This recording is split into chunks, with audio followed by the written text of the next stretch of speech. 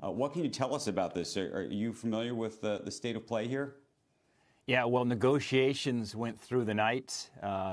Leader McConnell's been very clear with all of us is that we're going to pass some kind of stimulus relief package before we go home for the holidays.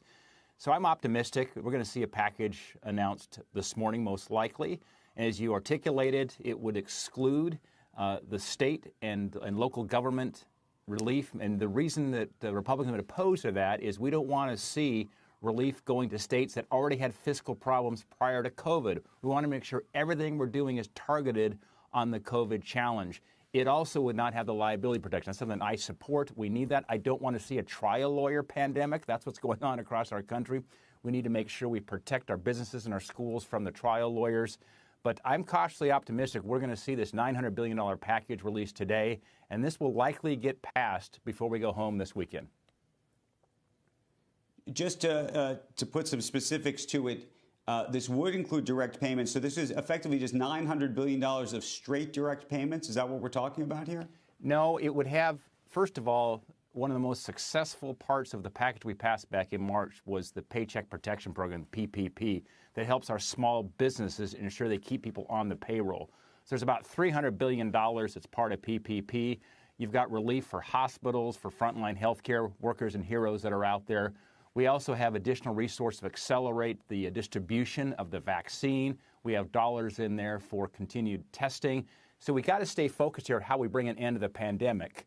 And that is ultimately going to be through the vaccine. And what the news we've had from Pfizer, the news we were hearing from Moderna, the vaccine news is really the Christmas present to the nation. That's the best news we've heard here in a long time. That's why I'm confident we're going to put an end to this pandemic by sometime probably the spring, summer of next year. And just to also better understand what's in this bill at this point, as you said, no liability protection. That's something that you wanted that, I don't know if it was not a bipartisan issue because I think Democrats were anxious on the other side. But then, of course, the Democrats were pushing for some of the help for the states and cities. And that's something that you didn't want. Is that where the compromise, if you will, has come? Yeah, it has. The liability protection we think is very important. I'm a chemical engineer by degree. I'm not an attorney. We don't need to see a trial lawyer pandemic. And so we want to have protections so we don't have this outbreak of lawsuits, which could be a real headwind to the continued rebound of this economy.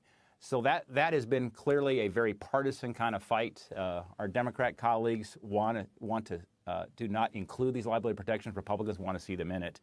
And then on the state and local government, again, we want to make sure this package is targeted. We don't want to see taxpayer dollars going to bail out states that already had financial problems prior to COVID.